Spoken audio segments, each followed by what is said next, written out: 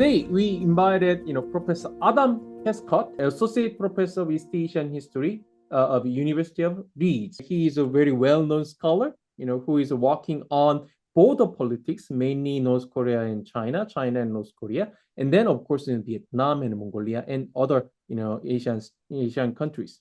Okay, Professor Hescott, the floor is all yours. Thank you, Professor Peck. I really appreciate the invitation, and I'm looking forward to your questions and the kind of productive discussion around this very interesting topic, which I was asked to speak to. The title of the presentation is meant to provoke just slightly because, of course, we have legal and illegal trade happening at the same time. And this concept of porousness or exchange is one where is really the question is open. How open is the border for both legal and illegal trade? And then, of course, what impact does that have within North Korea? And how do the Chinese side police this? And kind of to what extent is China enabling or preventing more illegal trade or smuggling in particular into North Korea? So I'll start my slides here. Just a few resources. This is my most recent book, co-edited with colleagues at Leiden University, and Christopher Green is a well-known translator and scholar of North Korea. And he was previously at Daly K, then he went to Cambridge University. He's now an assistant professor at Leiden University and previously worked with International Crisis Group. So Stephen Denny, a political scientist. And the work, which I will refer to at probably near the very end, is just listed here at the bottom, how authoritarian regimes maintain domain consensus, kind of thinking a little bit about and trying to problematize this slightly binary opposition we tend to have between markets and authoritarian regimes or Leninist party states like North Korea. So trying to think about what are ways in which the regime is co-opting some of those ostensibly anti-regime or potentially problematic, both ideologically and logistically, elements like Donju or marketized individuals, right? Individuals benefiting. And of course, North Korean quote-unquote reform looks very different than China, and also their type of anti-corruption and definitions of corruption. So those are some ideas which I wish to look at in this presentation. I also am the editor of the sinonk.com website, which has a good archive and continues to look at interactions between the two. And Professor Peck mentioned Mongolia. Some of our writers on that site are looking at kind of Korea-Mongolia ties and trying to broaden out a little bit this North Korean relationship, including with Russia. But we don't want to get too fixated on Russia, and I won't be mentioning much about it today. Okay, so Chinese smuggled goods in North Korean markets. Of course, this deals at the local level in North Korea with at the gun level or county level, and we discuss domestic controls and the role of small trade. That, of course, operates under the umbrella of larger scale legal trade between the two states, and in some sense is dependent upon decent relations, a good working relationship between the Korean Workers' Party, Nodongdang, and the Chinese Communist Party, or Zhongguo Gongchandang. So this kind of and the policing of illegal trade is also dependent on those interactions. So the kind of the image, by the way, in the lower left of your screen is of gun officials in county level officials in Pyongyang who came to be instructed by the leader Kim Jong-un in April 2021. And of course, in the upper left there is the very famous bridge, which is not really a bridge anymore, between Dandong and Sinŭiju.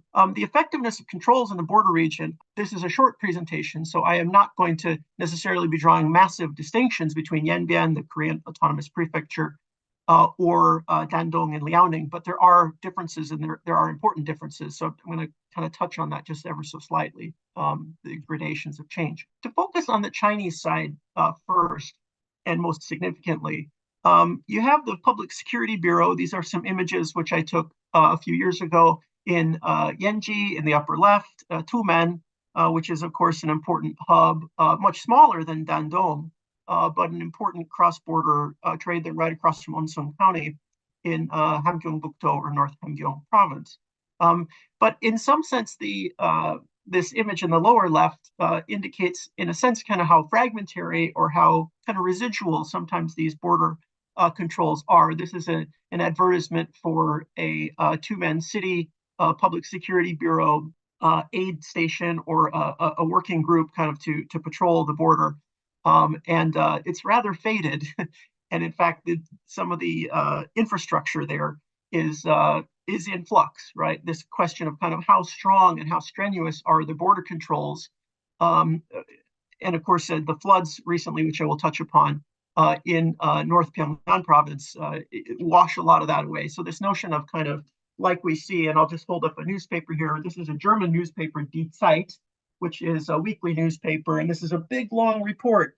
And Stadt zieht die Mauern hoch. It's all about North Korea putting up the walls. And this is a newspaper saying that basically nobody's moving across the border. The infrastructure is amazing. They've built all this up during the pandemic, and there's very little illegal moving back and forth. But I think looking at the local level, that can never fully be the case. And in fact, this border infrastructure requires logistics and supply and continuous reinforcement, et cetera. And that's a big investment for North Korea. And even on the Chinese side, I think that it's all dependent on people, right? And these officials. So let's look at one just case study here, right? Chinese provincial PSB leadership. This is Public Security Bureau, otherwise known as Gong Anju. This is Wen Jingchun, otherwise known as Moon Kyung-jun, who is an ethnic Korean who is the head of Public Security Bureau in Yenji City for the last 3 years. So a rather significant person. He's ethnic Korean, as I mentioned. He's born in Hulong, so he's been involved at the local level with public security work since the mid 1990s. So this is a person who he's also fairly well educated, a degree in Korean translation. This is not something you often see with Chinese police, who so it's not simply that his ethnicity is Korean. He's vested in kind of in interpretation. But he's a person who's been dealing with cross-border crime in terms of Haeryong and the Musan city, rather, on the North Korean side for a very long time. And so he is certainly familiar he's been familiar particularly on economic crime. So this is a person with a focus in the mid-2000s, so the mid-2010s rather. So kind of, this is hard to read. Is this sort of all anti-corruption? Is he disrupting trade networks with North Korea? But there is certainly an interplay here. And it's these type of people who have risen in the Xi Jinping bureaucracy who can kind of speak the language of anti-corruption and talk about disrupting illegality. Obviously, these are things that any police officer or police administrator would do well to emphasize, but have been particularly successful in the Xi Jinping era in terms of their rise. It's interesting that his predecessor, also an ethnic Korean, Kim Kyung-il, was charged with crimes in his exact same job, head of Public Security Bureau in Yenji City, not the entire prefecture. So you've got an ethnic Korean in place there. He was charged with crimes of corruption in 2019, and as far as I know, is in prison at the moment. So it's, they put people in these important jobs, but those people are also often themselves involved in corruption. Incidentally, just as an aside, his boss, the head of Public Security Bureau for the entire Yanbian Korean Autonomous Prefecture, is of course an ethnic Chinese, Duan Yujian. So anyway, interesting case study here. This is publicly available data. We can at least get some sense of who is enforcing these policies, what kind of background do they have, to what extent would they be aware of and engage with and understanding these local smuggling or corruption networks. Illicit commodities and trade, again, on the Chinese side of the border, we can see, and this is true in North Korea too, a longer term and perpetual struggle between state imperatives and local producers or local traders. So the image you see here is illegally produced tobacco, 30 tons of it confiscated, presumably burned, in Wangqing, which is, of course, one of the most ethnically Korean counties on the side. It doesn't directly abut the DPRK or North Korea, but it's very important, and it's kind of this hinterland, so to speak, of the Yen's prefecture. It gets less attention than a place like Hunchun or Ta because it's not right on the river, nor is it particularly economically modernized to those areas. But there is also an anti-narcotics crackdown in not in the Yanbian Korean area. And in fact, Mr. Moon, who we just saw in the previous slide, was just last month at a kind of an anti-drug day NGO, sort of trying to get more talking about local addicts and prevention of drug networks, illegal drug networks. We see more of that sort of thing in Dandong, where the illicit commodities. So let me speak to that for a moment. In fact, I'm going to just back up to this slide of looking at the bridge in Dandong, since what I'm saying is about Dandong now.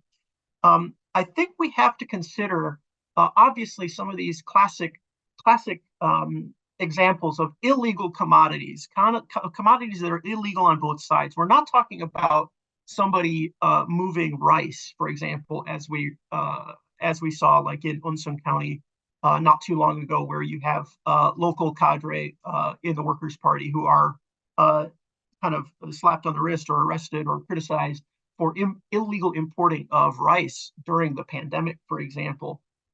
We're talking about illegal commodities moving across the border, like narcotics, like sanctioned goods as well, certain types of metals moving across the border.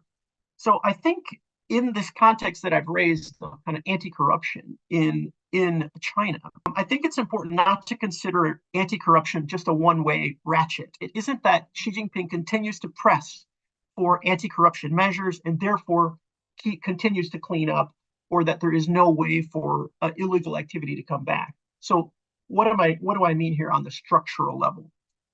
If we look at recent reporting from RFA, Radio Free Asia Korean, they reported that Ma Xiaohong, a female business leader in Liaoning province in Dandong, the head of Hongxiang, she's the CEO of the Hongxiang firm, famously was taken off the board. She's a kind of an important chess piece in Chinese-North Korean trade, and she was criticized, removed from her post in Liaoning in 2016. And this was in a kind of China cracking down on cross-border trade. This is one of the big players. She's a big fish in North Korea. She's got a lot of networks with Donju there.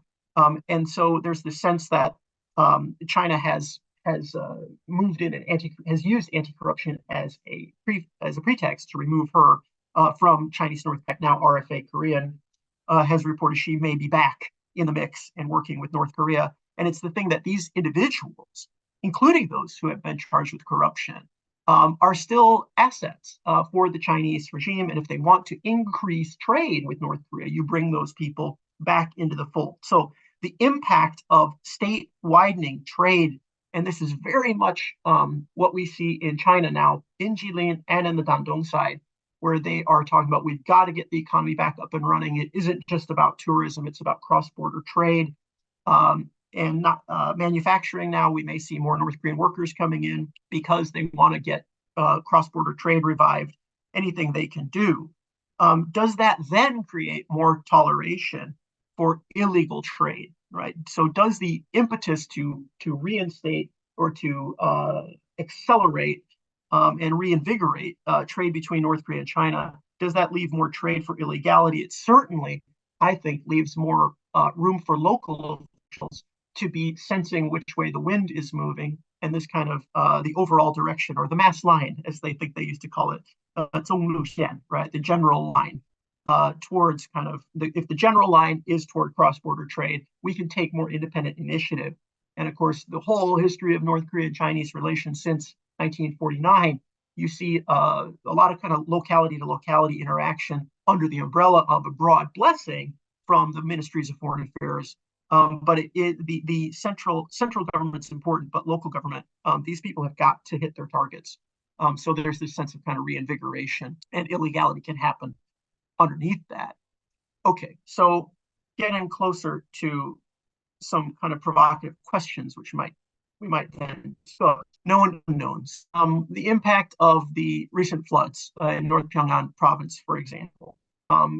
I think there's a sense that border controls are very poor at the moment in that area because of this infrastructural damage. Clearly, the fences and things of that nature would have been wiped out by the flood. We've read a few reports that there's a kind of a sense that traders and illegal trade is going to be moving up the river, getting away from Dandong and Shinwiju. There is the Jian Manpo interchange, which, again, as a historian, during the Korean War, that's much more important than Dandong. That's where all the Chinese troops moved into North Korea from. If you want, that's where in the past when North Korea got the gigantic trucks in for mobile missile launching.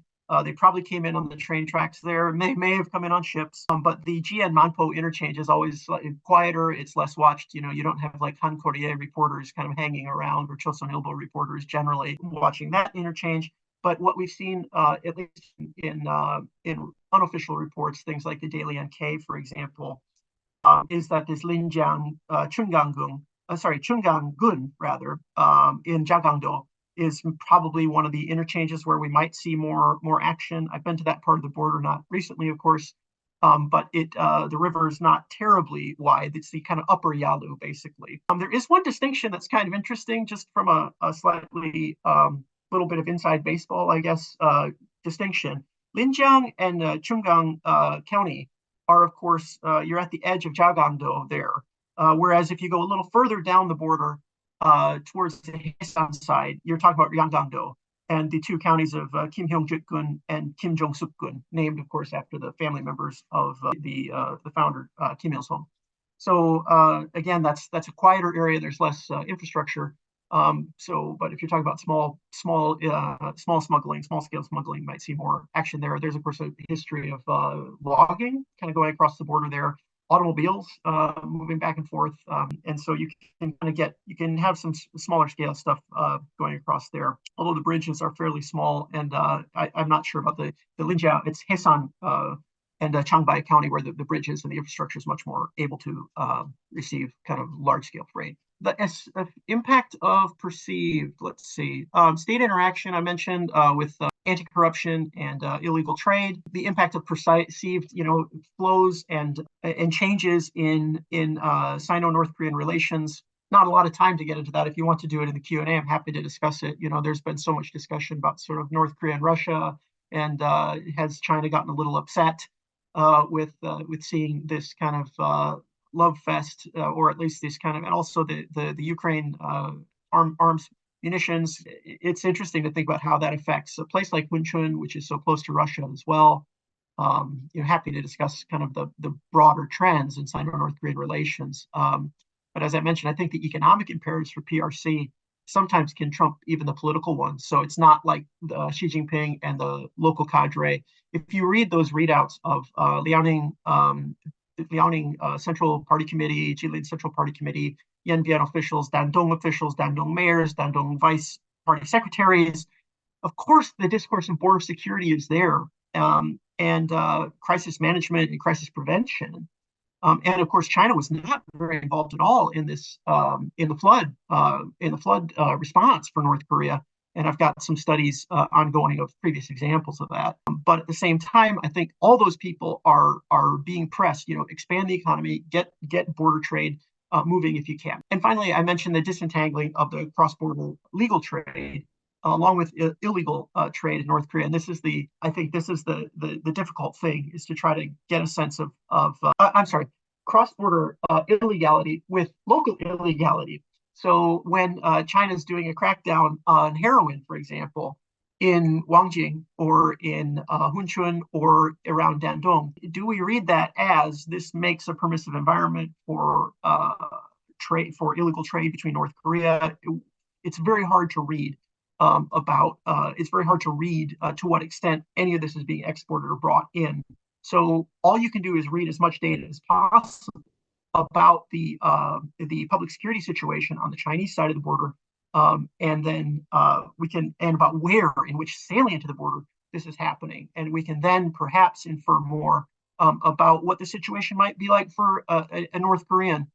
And I'll just end with these images I took in South Pyongan province in 2016. So these are rather dated, but I think most people's firsthand experience of being in North Korea, or those of us who have had the chance to be there, everybody's passport's getting a little bit dusty going to North Korea. So I hope to be back at some point in the near future. But these are some images I took in the last 8 years. And this is just a trip, as I mentioned, in South Pyongan, went to Pyeongseong. To this sort of sense of how easy is it to move around province to province, county to county. That's an open question, and probably a question for more scholars to approach. But I'll just put in one final plug for my paper on domain consensus, thinking about to what extent are local officials actually kind of involved in this and able to benefit from it. The many incentives on the North Korean side, amid the anti-corruption, amid the controls, are very similar to those on the Chinese side. That is all. Thank you very much. I'm ready to take some questions. Yeah, and then my last question before you let you go is, let's be a little bit more hypothetical. I mean, we know the sanction is going to be there at least for a while, if not forever. And then sanctions lifted, and then the relationship between the North Korea and then the United States become better, and then South Korea also fine, and this border trade become legalized, and then they don't need to smuggle anymore. Then what's happened to this borderline political economy? That's a brilliant question. I love it. I wish I had thought of that for my previous. That would be an amazing final chapter. And it might happen, right? There are many things that might move, right? I mean, you get suddenly North Korea is not, the Ukraine war ends, and so their Russian relationship is improved even further. They've got more help at the Security Council. And somehow, the Sino-North Korean relationship rebalances again. He and Xi Jinping kind of get back together.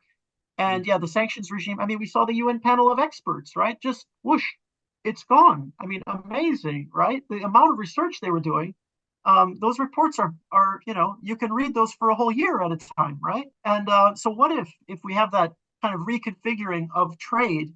I guess the question is, do the small scale traders, are they able then to become legal, right? So we have to kind of look at questions of rule of law and management in North Korea and in China on both sides. This is the weird thing.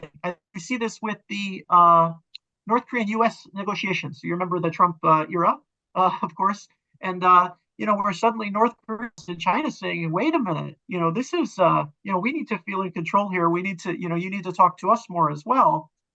So we might have a hypothetical where the North actually want to open up the border more and want to see, Kim Jong-un has that beautiful, architectures, right? He loves the young architects, or at one time he gave a lot of praise to the young architects in Pyongyang. He's got a lot of plans for Shinwiju.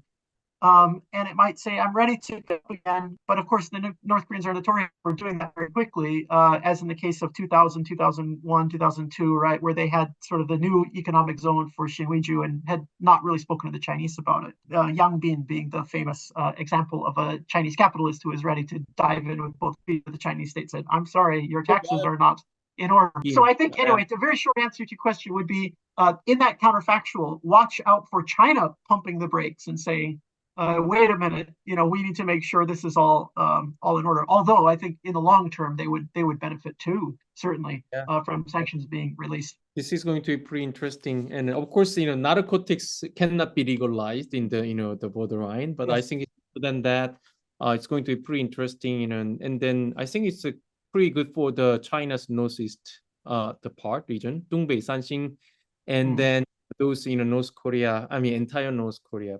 But again, the caveat is North Korean nuclear issue. I mean, this is going to be a really difficult the thing to remove before we become even more hypothetically imagining this normalized border in North Korea, and in China, and then probably in Russia and North Korea. Okay, yeah, thank you so much. Oh, you're welcome. Thank you for inviting me into those wonderful questions. I'll be thinking about those long term. Really appreciate it.